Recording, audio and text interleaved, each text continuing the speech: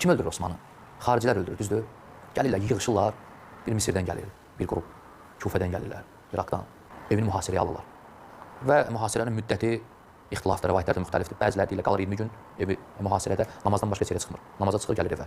Axır günlərdə ümumiyyətlə namaza da çıxmır, vermirlər icazə. Bəzi rəvayətlərdə 30 gün mühasirədə qalır, bəzi rəvayətlərdə gəlib 40 gün mühasirədə qalır evi.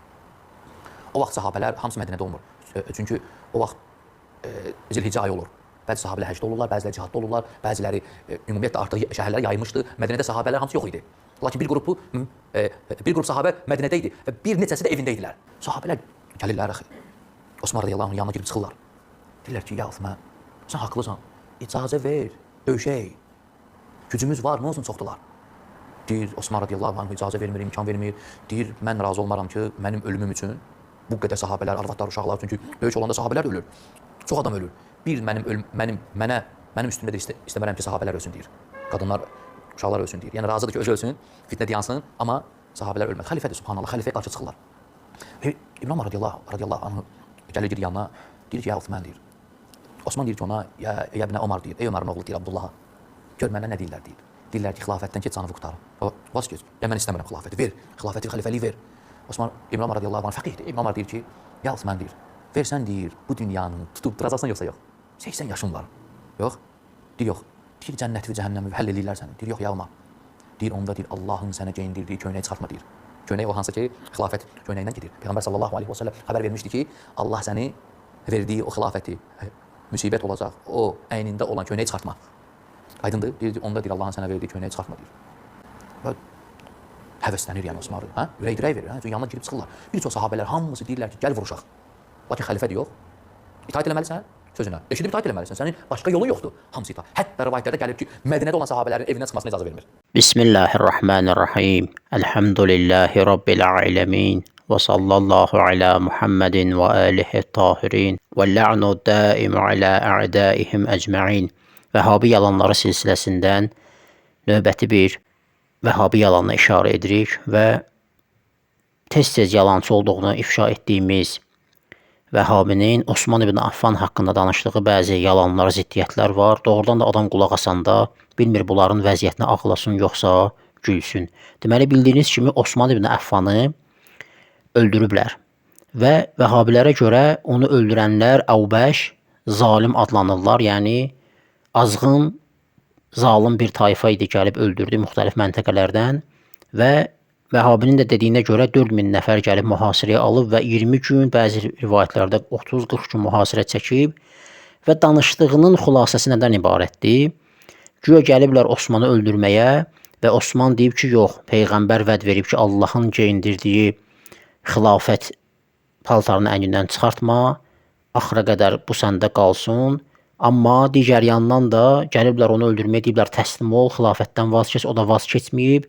Hətta vaz keçməməsi bir yana vuruşmuyor da. Güya sahabələr gəliblər ki, ya Osman icazə ver biz vuruşaq, biz Allahın köməkçiləriyik, sənin köməkçilərinik, sayımız azdır, baxmayaraq ki, onlar bizdən çoxdur, biz güclüyük və Osman da icazə verməyib. Yəni ziddiyyətə bax, həm bir yandan Allah güya Osmanlı xəlifəlik paltarı geyindir və Peyğəmbər deyib ki, bu paltarı giyin əynivə və çıxartmaq olmaz bu paltarı. Digər yandan xilafətdən də vaz keçmir. Tutub xilafətdə dayanıb. Və digər tərəfdən də vuruşmur da. Yəni, oturub gözləyir, gəlib onu öldürsünlər. Baxın, dünyada bunu kimə təqdim etsəniz, deyərlər ki, xəlifə nəgər xalq seçibsə, axı 6 nəfərlik şurada seçildi axı. 2-3 nəfər seçildi onu. Ondan sonra da göy beyət elədilər. Onda deməli sən əgər vuruşmursansa, ölümdə göz yumursansa, deməli xalqa hörmətsizlik edirsən. Xalqın xəlifəsidir, xalq gərək xəlifəsini qorusun. Və sahabələrin də bəziləri cihadda idi, bəziləri həcdə idi. 20-30 gün, 40 gün mühasirədə qalıb, amma qayıdıb gəlməyiblər. Buralar 20-30 gün həccə nə edirlər? Həcdə və yaxud cihadda. Xəlifəni öldürürlər Mədinədə. Bunlar hara cihada gediblər? Yəni istəyirlər bir düşünlər ki, onu öldürənlər xəlifə olmayıb, onu öldürənlər sahabələr olmayıblar.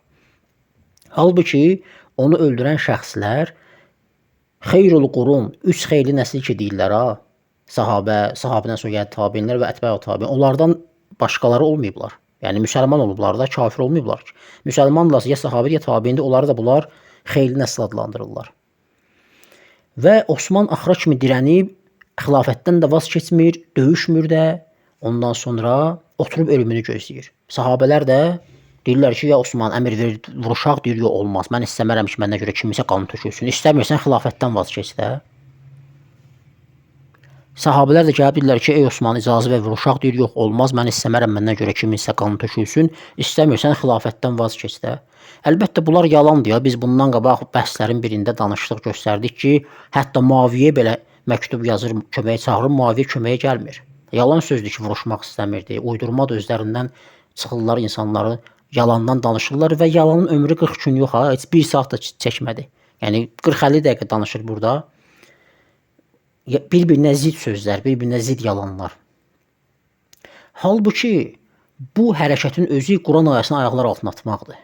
Hucurat surəsi 9-cu ayədə Allah Azza və Cəllə buyurur ki: "Əuzu billahi mineşşeytanirracim. Bismillahirrahmanirrahim. Və in taifatan minel mu'minin iqtatalu fa aslihu beynəhuma." Əgər deyir möminlərdən iki tayfa savaşsalar, aralarında sülh edin. Fa in bəğət ihdahuma aləl-uxra faqatilul-lati təbği. Əgər deyir onlardan biri digərinə qarşı həddi aşsa, həddi aşanla savaşın. Nə zamana qədər? Həttə təfiə ilə əmrilləh. Allahın əmrinə gələnə qədər. Yəni Allahın əmri budur ki, azan tayfa, bunlar deyirlər ki, zalimdilər. Gəldilər, mühasirə aldılar, Osmanı öldürmək istədilər. Və bəği də zalimdir, hətta aşan tərəfdir. Deməli Osman ayəyə əməl edib onlarla vuruşmalı idi. Sahabələr ayəyə əməl edib onlarla vuruşmalı idilər. Amma vuruşmayıblar. Bu Vəhabinin danışdığı yalanlara əsasən. Halbuki başqa tərəfdə başqa bir kəzzab Vəhabi deyir ki, onun da neçə yalanını ifşa eləmişik. Deyir ki, Siffin döyüşündə haqlı tərəf Əhlüsünnə və cəmaatın görəyi budur ki, haqlı tərəf Siffin döyüşündə fitnəyə qarışmayanlar idi. Bəzi sahabələr gedib oturmuşlar evlərində, deyirlər biz fitnəyə qarışmırıq, Muaviyə ilə İmam Əlinin əleyhissalam müharibəsinə qarışmırıq. Amma bəziləri İmam Əlinin əleyhissalam tərəfindədir, bəziləri Muaviyyənin. Bunu da deyim, yəni bitirək. Sahabələr o vaxt 3 hissəyə bölünmüşdü. Bir qism sahabə və bu sahabələrin əksəriyyəti idi. O ki, həyatda olan sahabələr bu məsələdə 3 hissəyə bölünmüşdü. Bir hissəsi Əli tərəfində idi, bir hissəsi Muaviyyə tərəfində idi və bunlar da çox az idi. Amma sahabələrin əksəriyyəti qıraqda idi, heç bir qoşunda da deyildi. Soruşsan ki, haqlı olan qrup hansı idi? Təbii ki, haqlı olan qrup bu fitnəyə qarışmayan, qıraqda duran sahabələr idi və haqda daha yaxın olan qrup dəstə də Əli radiyallahu anhunun dəstəsi idi və Muaviyyənin dəstəsi bağı idi və həddi aşmışdı Əliyə qarşı. Və Əhl-Sünnə vəl Cəmaənin bu məsələdə etiqadı Əl-Hucurat surəsi 9 və 10-cu ayəyə dayanır və biz deyirik ki, bir-birləri ilə savaşan bu iki dəstənin, baxma ki, birisi haqq, birisi bağı idi, ancaq hər ikisi də mömin idi. Və güya ən haqlı tərəf fitnəyə qarışmayanlardır. Halbuki ayə deyir ki, vuruşun. Onlarla, hətta aşan tərəflə vuruşun. Hətta Vəhabilərin baş müftisi Bin Baz özünün Məcmu' Fətava kitabında Darul Qasimli Nəşr tərəfindən çap edilən nüsxə 6-cı cilddə, səhifə 88-də bir maraqlı nöqtəyə işarə edir. Bu ayəni qeyd edir ki, hətta aşan tərəflə vuruşun. Deyir ki, Allah Əzzə və Cəllə öz kitabında bu ayəni zikr edir. Hucurat surəsi 9-cu ayə. Möminlərdən iki tayfa dalaşsalar, aralarında sülh edin. Biri o birisinə qarşı həddi aşsa, həddi aşanla savaşın. Sonra deyir ki, mə qalə fə'təzilu. Allah demir ki, gedin evinizdə oturun. Yalancı Vəhabin dediyi kimi. Qalə fəqatilul-ləti təbği həttə təfiə ilə əmrilləh. Deyir ki, Allahın əmrinə gəlinə qədər həddi aşanlarla vuruşun. Bunları zikr edəndən sonra Bin Baz deyir, vəl-bəğunə fi əhdi sahabəti Muaviyyətu və ashabuhu. Sahabələrin zamanında bəği həddi aşan tayfa Muaviyyə və onun sahabələri idilər. Deməli, Bin Baz ağıllıdır, o evdə oturan sahabələrdən. Onların bura qədər ağlı işləmir ki, çıxıb Əlini, xəlifəni müdafiə eləmək lazımdır. Allah belə Quranda buyurur. Amma Bin Baz o vaxt olsaydı Əlinin əleyhissalam tərəfində olacaqdı. Çünki deyir axı, evinizdə oturun demir, deyir gedin həddi aşan tayfa ilə vuruşun.